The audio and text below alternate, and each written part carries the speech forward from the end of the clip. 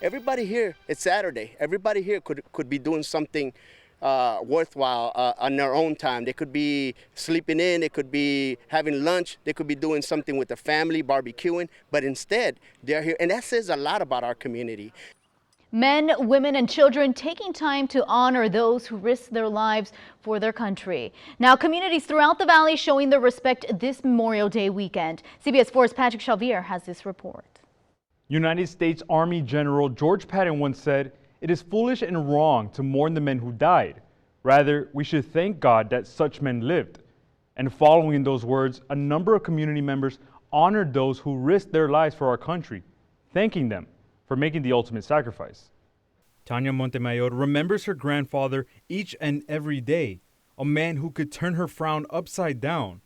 But this weekend, he's remembered more for what he did for millions of people across the country. He was very, very proud. I'm sorry. He was very, very proud of being in the Army, being a veteran. Loved ones and even strangers spent part of their day at the Rio Grande Valley State Veterans Cemetery, home to over 1,900 soldiers who paid the ultimate sacrifice. In a show of respect and solidarity, American flags were placed at the soldiers' headstones, a remembrance that no matter what may happen, they are never forgotten. It's important to come out here even if we don't have a relative that's buried out here, just to honor all those who have come before us and have given the ultimate sacrifice.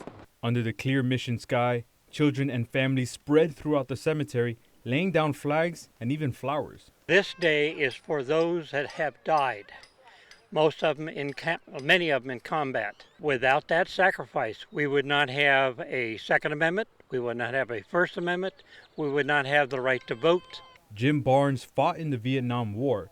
He's one of a number of men in his family who have spent time in the military and says days like today should not only be remembered because of what it says on a calendar, but any day you wake up a free person.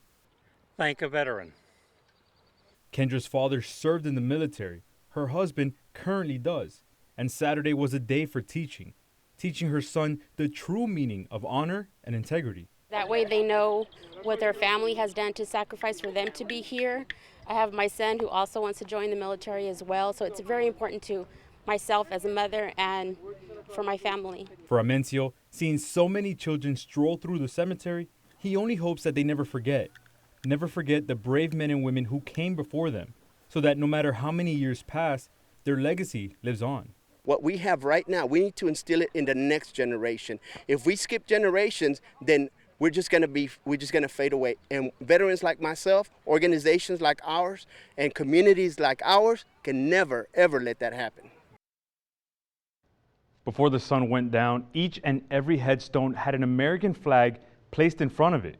Cemetery officials told me another ceremony will be held on Monday. In the studio, Patrick Xavier, CBS 4 News and ValleyCentral.com.